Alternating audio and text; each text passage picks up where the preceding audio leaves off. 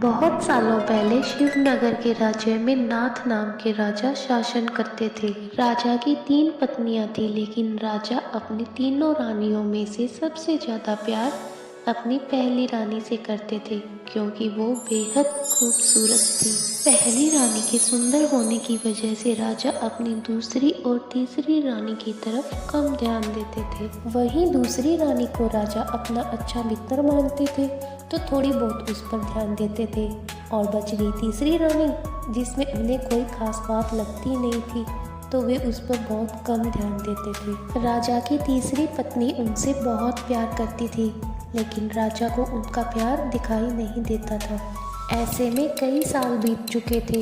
राजा की तीसरी पत्नी हमेशा यही उम्मीद में रहती थी कि किसी दिन राजा उनके पास आए और प्यार भरी बातें करे, लेकिन ऐसा कभी नहीं होता था। इसी तरह समय बीतता गया, लेकिन एक दिन राजा नाथ अचानक बहुत बीमार पड़ गए। उनकी तबीयत दिन ब दिन खराब होने लगी और उनके जिंदा रहने की उम्मीद भी कम होती जा रही थी। ऐसी हालत में राजा ने अपनी पहली पत्नी को बुलाया। जब पहली पत्नी उनके पास आई तो राजा ने उनसे कहा, मेरे जिंदा रहने के लिए अब बहुत कम समय बच गया है, क्या तुम मेरे साथ चलोगी? राजा की पहली पत्नी ने उनकी ये अंतिम इच्छा नहीं मानी और कहा, अभी मेरी उम्र ही क्या हुई है और मेरा पूरा जीवन बचा हुआ है, मुझे अभी और जीना है, मैं आपके साथ नहीं चल सकती। यह कहकर रानी राजा के कमरे से बाहर चली गई और उसके बाद राजा ने दूसरी रानी को बुलवाया।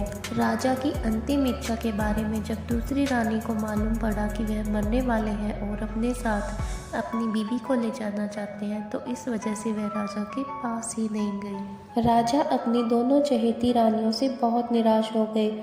उन्होंने सोचा कि मैंने कभी अपनी तीसरी रानी को प्यार नहीं दिया, न बात की, अब मैं उसे कैसे बुलाऊं? राजा ऐसा सोच ही रहे थे कि तभी तीसरी रानी बिना बुलाए वहां पहुंच गई। राजा की तीसरी पत्नी को राजा की अंतिम इच्छा पता थी, इसलिए उन्होंने राजा से तुरंत कहा, स्वामी, मैं आपके साथ चलने के लिए तैयार हूँ।